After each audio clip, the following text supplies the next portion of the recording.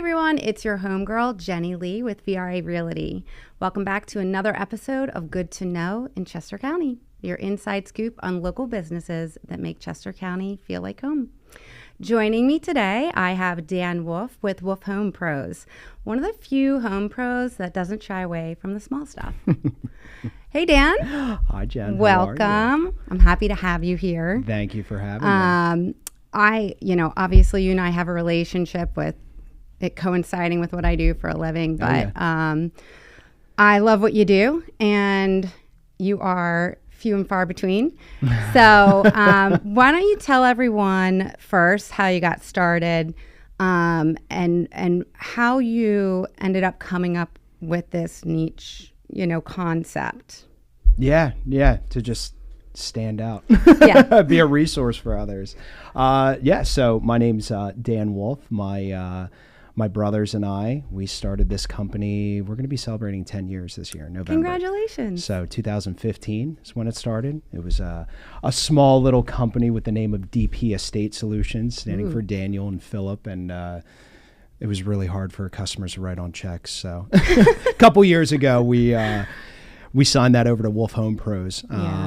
And here we are. That was right around the same time when my youngest brother joined us. Okay. So he had finished up his tour with the Marines, brought on just a level of management that we didn't have before. And I think probably the one thing that makes us stand out is that, you've got three owners of this company, three owners that know each other very well. Yeah. And we're able to complement our strengths and weaknesses that much better. That's impressive. Yeah, doesn't always happen that easily. No, not at all. Yeah. Not at all. And I keep hearing like, oh, how do you work with family? I couldn't imagine working with anybody else.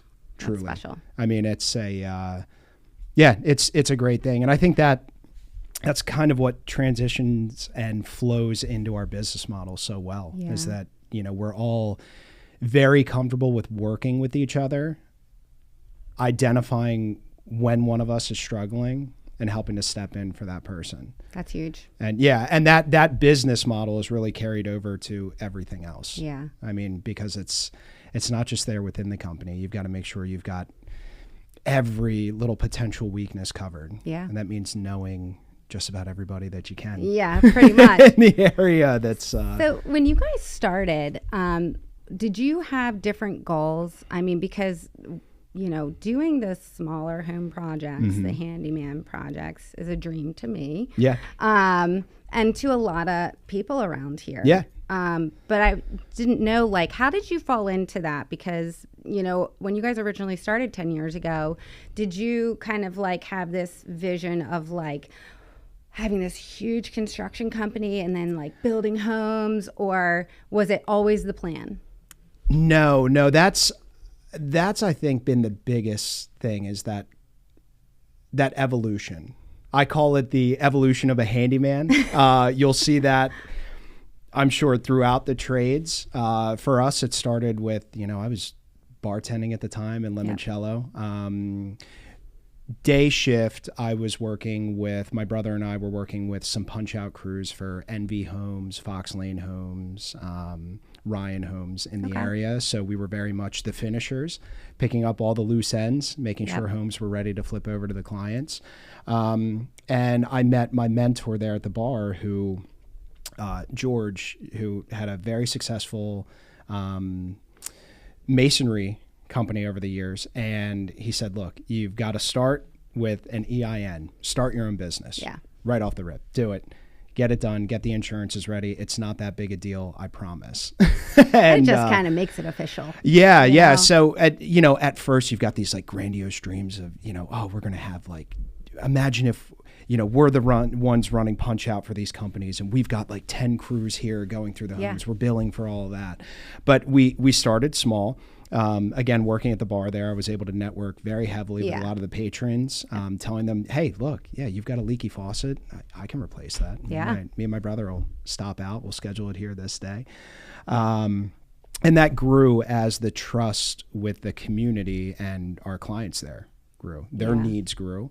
They trusted us in the home with the small repairs that led to larger work. First bathroom remodel, first kitchen remodel, your first basement. That's where I think that's the pivot point for most guys in the trades right there. As the work grows in scale, you find that if you do have employees at that time, scheduling becomes a lot easier. Oh, God, I don't have to worry about scheduling 15 different jobs over the next 2 weeks. I can plant the guys there for a few weeks. We'll get it done. Yeah. But that, I think, is a false sense of comfort. You can realize pretty quick with everything you've kind of gained on the back end and overhead that, being in there for that long, it can get dicey quick. Yeah. It's costs can get out of hand. Yeah. So with that, we decided that, it wasn't some big goal to have multiple crews out, having, some $10-20 million construction company. We wanted to keep our employees as they came on to be the ones that we trusted. Yeah, huge, especially in your field. Yes, yeah. And we watched this evolution go into kind of general contracting where we built more and more relationships with good subcontractors in the area, your electricians, HVAC, plumbing, roofing, siding, masonry, whatever it may be. Yeah. And we found our niche was in project management and carpentry. So our in-house employees are at any point can transition to the handyman division to take on this small work, the repairs. Not everybody needs a remodel, but they've got this same punch list in the home that's been bothering them. And they want to get to a one-stop shop that can take care of all of it. And whether they can do it or not, it's the time, it's there's this small list. Or for me, for instance, with clients, I'm getting ready to list their house. Yeah. And it's like, you want to list in 2 weeks? Yeah. Okay, well, here's this little list, and that's why I'm just so grateful for you guys and having the availability to do those small things. I mean, they're small things, but they mean a big thing to a lot of people. It compounds. I always say I am not there to hurt any husband's ego. Because when I walk in and I see, let's say, all those, kids' toys in the den or the golf clubs there in the garage, I'm like, where you want to be spending your time. And it's not caulking this trim or resealing countertops or, trying to tackle a storm door that is blowing out the door jamb on one side. Yep. It's all of these little things. So, and for us as a business model, it's a great way to start a relationship with somebody there. They see our process, our system. They meet almost always me, one of the brothers. You might get one of the other brothers on that job at the time. But, just getting to know our company. And that's what leads to, again, that evolution. Larger jobs later. We've already got a rapport built with them. They trust us. And then we can show them what we love to do. I feel like there's just something about Chester County. I mean, I think the people probably really appreciate at least one of the owners meeting face to face. Yes. And getting to know them. I love, smaller family-owned businesses, and I feel like, I could be wrong, but I feel like a lot of people in Chester County really appreciate that. Chester County for me is, it's home, first and foremost. Born and raised here, Downingtown. Shout out. Answering my next question. I think it's an area of authenticity. It's been around for so long. Yeah. I mean, Four Dogs Tavern in Marchwood, Yeah. pre-Revolutionary War there. I mean, it is. I mean, the history is cool. Yeah, the history is there, but not only with that, you get the history of the community and the businesses. Yeah. And some of these businesses, those included in the trades, have been around for generations. Yeah. And for us, that's my big want and why. I don't want, 20, 30 crews on the road. I want a legacy and a brand that can stand that test of time, that if my kids so choose, I can pass it down to them. Yeah, and that kind of seems to be the theme. Yeah, Chester County is just, it's saturated with that. Yeah. And it's, again, I think it all stems to that authenticity of the area. I mean, you've got big companies like Belfour and all that are nationwide, but they started here. Yeah. we're so close to the city, we're so close to the ocean, the mountains. I mean, it's just this awesome central hub. Yeah. It really is. I love it. So I was going to ask, I think I know the answer now, but I was going to ask, like, why did you choose Chester County to be, the spot to grow your business? And, you born and raised like me, but also like me, we didn't leave. I think a lot of people don't leave. Yeah.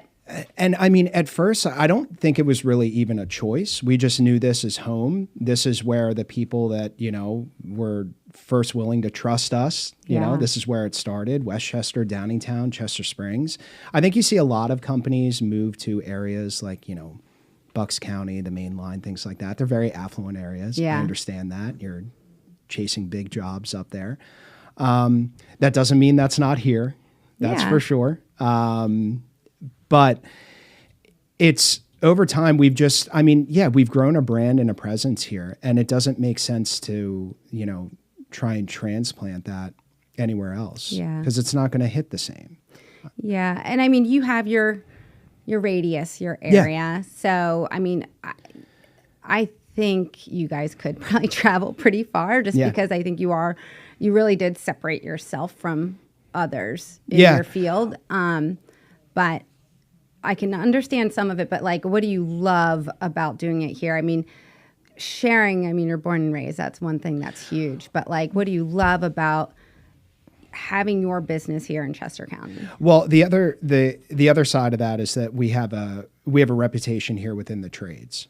Yeah. Our subcontractors, the other trades guys here, they know what we're about, and they're willing to step up for us whenever we need it. Nice. And we're 100% willing to do the same for them. I mean, we are called, daily, weekly, whatever it may be, by maybe a plumber replacing some shutoffs for a valve and says, they really do need a new vanity. That's not my specialty. I just quoted one down the street this morning. And it came from a lead from a plumber that we trust, and that's awesome. And a referral that way. So having that network of tradespeople to back and complement our skills and our profession here, it's huge. And I don't have that. I don't have it to this same extent, anywhere else in the country. Yeah. We're working on that with things like Trades Alliance. Okay. I'll give a shout out for that. But again, we have our resources here. Yeah. And it means that we can take on whatever that volume is. Right. Like, how many times, I mean, you a million times over, but me, I think anybody knows, like, how many times have you heard, oh my gosh, I just hired this contractor to do this project, and they got started and then they left and it's not done. Or they said that they have to rush over to do another project and then they'll come back. And it's like, okay, what was supposed to be a week and a half has now been 2 months. Yes. And that is a nightmare. It's notorious in this industry. I think that is one of the things that maybe more of the inexperienced contractors get involved with. They are so worried about securing the next job that they tend to low bid things.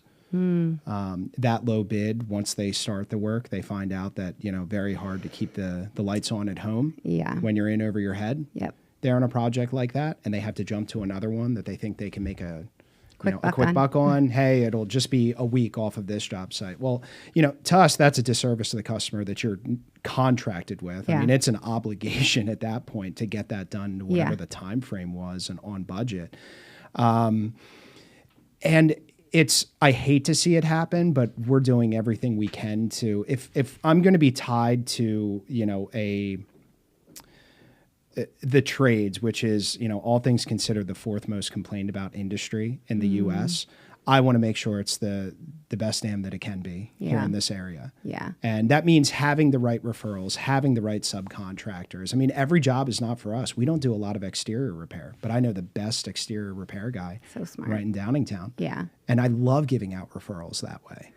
And it's so important to understand that. We want to be mentors for those that are up and coming in the trades too. Know what you can handle and take on. Yeah. I mean, truly, because your reputation is everything. Yep. And we have most certainly, I mean, over 10 years, that ball has been dropped before. Communication was the biggest one. Yeah. So it's tough. It is. It is. You guys are juggling a whole, there's so many factors into it, and you're still trying to grow. And but before we get into communication, I do want to touch on that. I want you to share with everyone, like, to be a little bit more specific. You do handyman jobs and small projects. So, what would, just give a few examples so people might know, anyone listening can know what all you do. Yeah. So for handyman services, our ideal handyman customer has a punch list. A punch list is just a list of things that are a pain in your butt at home. Like patching I said, holes or it could be patching drywall holes, replacing windows, maybe some interior doors, touching up trim in certain areas. Hanging ceiling fans? Yes, light fixtures, plumbing fixtures. The dog gnaws on the bottom of the staircase on the little null post transitions, replacing those. It's just this compounding effect that when that list is addressed, you can then enjoy your home that much more. Yeah. And they want a one-stop shop with communication and, a backed system that way. So that's an ideal handyman service. I've always said that I'm not here for every single job, but I want to talk to every single lead. Because does it make sense for our company to go out and handle one small hole in a wall there? Right. Most likely not. A good drywall patch is going to take a few visits unless you can heat gun it properly, but that's a whole nother animal. And that with our operation, that takes multiple visits. That means it's more time. And at that point, it's not cost effective for us to be doing something that small. However, at least then I've been able to meet with the person face to face. This isn't handled in a phone call. I can then refer them to somebody in the area that is more suited for that. And that's what it is. Yeah, that's our secret sauce. Yeah. We're willing to refer out work. Yeah. All the time. Well, it's about trust. Yes. Right? I mean, you build make the relationship and you refer somebody that you trust. Yeah. And then obviously, when they do need a bigger project. That's it. And that's where I would say in that handyman division and small projects, that's where it lies. You could think about, if you put a number on it, maybe $10,000 and under. Like, let's say you're going through a full trim upgrade in their home. Okay. You've got 3 1/4 colonial. You want to upgrade that to 5 1/4 baseboard all around. Yep. Maybe a couple door slabs with that, some board and batten in a flex space or an office space that way. Refresh a couple walls. Yeah, and updating fixtures with it. Yeah. That's about the limit for the handyman side. Yeah. After that, that's where it gets put into our remodeling division, which my brothers run very, very well. Nice. Philip focused on the bathrooms. James focused on kitchens. And the hot ticket right now is first floor home remodels. They generally start with a kitchen. Maybe a wall gets removed, flooring's laying out. It's like, it looks I know so you know nice. It. Yeah. And then you, out of the corner of your eye, you can see that whole other room that's not finished now. With built-ins that don't make sense around a fireplace. It looks beautiful, but now that looks worse. Yeah. So that's where, we cover the gambit there. On the handyman side and small projects, you're seeing more in-house work. Okay. With our carpenters. Okay. Then as you're getting to the remodel division and that size and scope, that's where we're bringing in our trusted subcontractors, and you really get to see our project management and what level that operates at. Well, speaking of communication, going back to that, you shared with me, 6 months ago? Was it? I don't know. You shared that link with me. For our website? Yeah. And the, to fill out a form. The request form. Yes. I was like, so I have it saved in my notes. In my notes, in my app, in my phone, because if anybody just, I just meet a person in the grocery store and whatever, we start talking, but I have it. I'm like, oh my gosh, you want to talk about a company that really has everything together. Yeah. Here's a link. I'll send it to you. You just fill out the request form. So you don't have to worry about calling, leaving a message. I wonder when they're going to get back. But what it also does, which is genius, is it really prompts them to stay focused on what they need done with the right questions. Like, here, what do you need? And then you guys have an opportunity to look at it before you call. Yeah. But you guys are you're smart. You're using the technology and communicating well. Yeah. Like, I think that's huge. To have that quick resource. Like, 100%. Here you go. It is. I'll always say this: text, emails, and phone calls get lost. My personal number is out there in the ether now. I have past clients that reach out to me via text, email, phone call, whatever it may be. That gets lost in the day-to-day. Yeah. It does, for everybody, for everyone. That request form that we have on the website is the guarantee 100% callback, schedule a time right there, because it links directly to our CRM. Yep. And one of our, our other secret that's not really that big is that I have two people in the office full time. Yeah. Kurt and Keith. Keith on our operations side, our operations director. He is making sure that all of our schedules are in line correctly. Everyone is contacted correctly. Handles the billing, the back end work, and then Kurt is his support. Yeah. On the assistant side. And when that request form comes through, it is a guarantee that minimum 20 or at most 24 hours, you'll have a reply email back about the scheduled times, because it's on there in the request form. What are the requested times that you have? Yep. We always like to tell people include, 2 or 3 so we can make it work. If we can't, we'll give you the next available slot. That must have been a game changer for you. It was. And up until that point, talk about having clear, organized, like you just get the projection of like what to come. Yes. I just feel like you so have smart. to.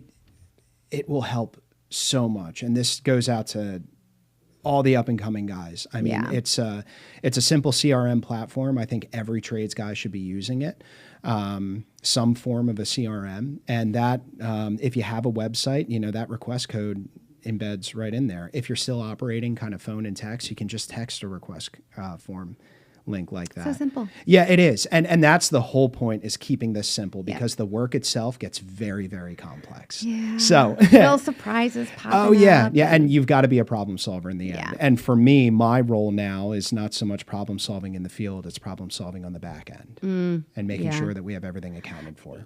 Something too that, you sharing some of the other people in your company, like I know a lot of contractors and they just do it all. And that's so hard. Yeah. I mean, that's a lot. I mean, first of all, you're physically doing something all day. And then at the end of the day, what's the last thing you want to do is invoice and communicate back. That's why communications with the trades is so. It is the easiest. I would say it is arguably one of the easiest ways when you have a skill set there to start making money quickly. Yeah. When you find out you're good at maybe laying tile, or maybe it's laying out some LVP floor, backsplashing, your name will get out there quick. Yeah, it will, and you'll start to see this stuff come in very quickly. But that compounds. I mean, for me, the pivotal moment was when my son was on his way. Aww. And that's where I said to my brothers, I was like, I'm not going to be in the field the same way anymore. Yeah. I want to be at home, even though I'm not that much. I mean, but you're still going out meeting the new clients. I want to know that I can work from home, and to be able to do that in the trades is a really special thing. Yeah. It's, but that was the pivotal moment right there where I said, okay. And that was, I mean, from a business perspective, you've got a guy that can pull in X amount of dollars a month in the field. How do I transition that? Yeah. And, surrounding myself with some top-notch other business owners and good GCs in the area, I learned how to do that. Yeah. And that's where, that was the pivot point. Yeah. It really was. Mm-hmm. And you've got to really want it. And there's nothing I can imagine more than, having more time with your children. Yeah. Or being home to be available. But I'm just going back to the very beginning of the conversation, is you guys really kind of honed in on, look, there's a need for handyman in smaller projects. Mm-hmm.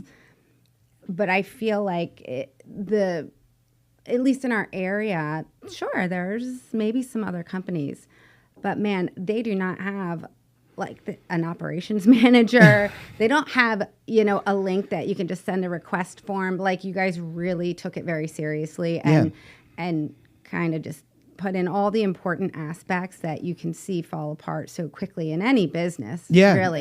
But how many hats do you wear? Yeah, exactly. And that's what I saw, and I had to learn how to delegate. Yeah, that's not that easy. was hard. Oh my gosh. As much as I'm a go with the flow, shoot from the hip type of guy, it turns out I've got a little bit of a control complex, but I think that comes with business ownership. It happens. But again, I've got people that I trust, not just my brothers, but my staff there in the back end. Yeah, and that definitely helps make it a little bit easier, and, right? And it's your baby, it's your business. But at the same time, that our whole concept of the brand and the trust and everything is just so well known to everybody else in the company that these guys are willing to. It's a ride or die mentality with us. It really is. Everybody on this knows it because they understand it, and it's great. But that was. I think that's the hardest evolution for anybody to go through in the trades is understanding that. And I mean, it could be a simple thing. Maybe it's just time blocking. Yeah. It can start out as simple as that. Hey, at 3:30 every necessary. day. It is. It is. and some people just either don't have the time or I get it. So it's just been an awesome thing watching this evolve. And that's the whole thing is that's why I don't really believe in those kind of 10-year business plans. You can see so much change in that time. I think it's good to have a long-term goal. Well, look at your original thought. Yeah. And how it's changed and where you're at now. And you have to be flexible for it. Yeah. So. And it's going to change 9 times out of 10, I would say. Yeah, because your needs are going to change. Anything could change and it could totally make your whole business kind of turn into something else. Shift. Obviously related. But is there something in your industry that you think would be good to share that people don't realize? Is there like a question you get asked all the time? Or is there something that you just feel like, oh my gosh, this is I don't want to say tagline, but like this is in my, this is something I always tell people when I meet them, when I come to do a project or, other than you're reliable and organized and it doesn't have to be specifically about your business either. I think projects in general with construction or. I think it's owning the fact that none of us know every little thing about this. But do you trust the person that you're potentially going to hire or have hired to find the right answers for it? That's it right there. That's it. Yeah. That's huge. I do think it actually, kind of same in real estate. Sometimes people will just be like, all right, I'm ready to sell my house. I'm just going to look up online or I'm just going to, Sally down the street said so-and-so's good. And they don't realize how important it is to interview realtors.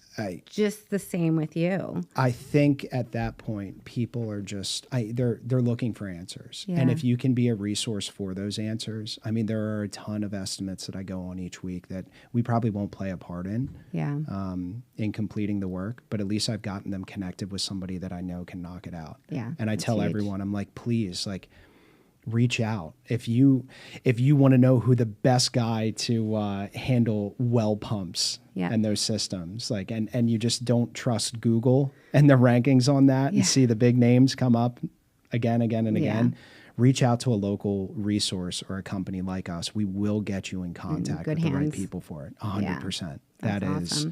That is, I believe in that. I think that's what's going to carry us over for years. And it's just being a resource, just like people are there to sell their home or buy their home. Like the most rewarding compliment. Someone, and like I said, those people will probably, if they need something a year down the road, they're calling you because you met them and you were like, this is not a job for me, but I can get you in touch with the perfect person. Every meeting I have face-to-face with somebody there is worth my time. Yeah. It truly is. Yeah. Because I believe in our brand. I believe in our process. And it's so well worth it there to get the FaceTime with them. Yep. And have kind of an understanding. It's not a huge deep dive into our company. No, every time, I know. But I think anyone could grasp the like, wow, they came out of their way and they were honest, number one, which I think is huge. You were honest. You weren't like, it's not really what we do, but I can probably pull it off.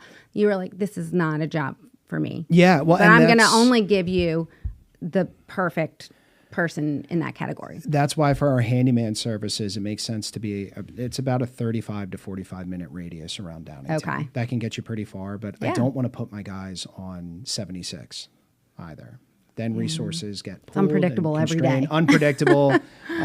Like to keep them on the bypass 202 or 100. We know where all the other outlets are for suppliers and big box stores to just get anything that we may need. Remodels, we have a further reach there. Okay. Just because of our resources and the subs that we have with us. It just needs to be managed well, and that's all built into what our package looks like. But having an understanding of that and making sure it's known is key. Yeah. Otherwise, if we strain ourselves and we go out of that distance right now, it's not going to be the complete project that we expect it to be. Yeah. So in 10 years, I'm sure you've never had an issue, never had a project that was, just you were like, oh my gosh, is this ever going to get done? I don't even know if we can do it. But does any specific project over the last 10 years come to mind of like a really, really tough situation, but you guys were able to pull through? Yeah, that one hurt. Yeah. That's usually the tagline. Is the ow. It was when this was 2.5 years ago. It was probably when we were at capacity for crews. At that point, we were running about 4 crews. Okay. With that kind of overhead and payroll coming up, you find that you start saying yes to things that you probably shouldn't have. Yeah. Planning wasn't what it was. Right, this was a kitchen remodel with flooring replacement throughout the first floor. Okay. The subs that we leaned on at the time, I don't think they meet the parameters that we have now. Yeah. For everything, because again, it's about controlling a project there. Yep. And again, this was it all comes down to the GC. It comes down to us. I don't think decisions were made properly ahead of time, which led to resources coming in delayed, material, things like that. Yeah. Not having a clear understanding of the scope or things changing halfway through.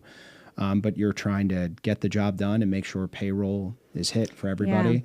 That was the first big knockback for me, saying, you know what, I think we need to reevaluate how we're doing things right now and who we have on our staff. Yeah. And it led us to some tough decisions, but we were able to make them and come out of it that much stronger. It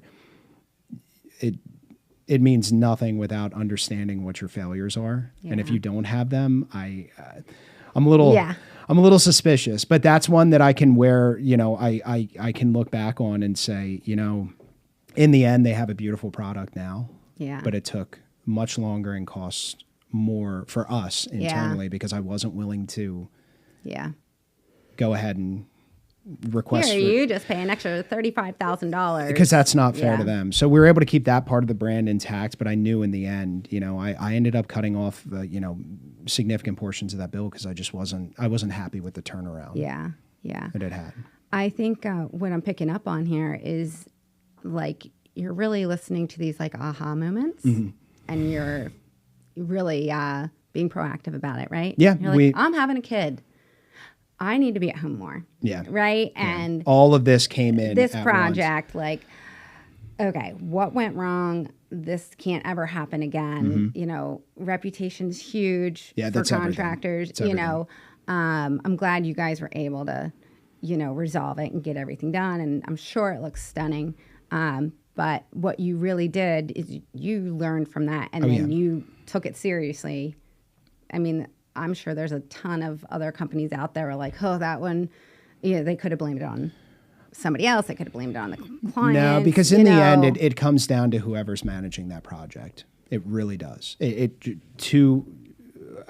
That is the number one point. If you are contracted there to get that job done, that responsibility falls down on you. Yeah. And the blame game doesn't get you anywhere. But Not you for can very long. You can reflect on it later and then rebolster the things that you feel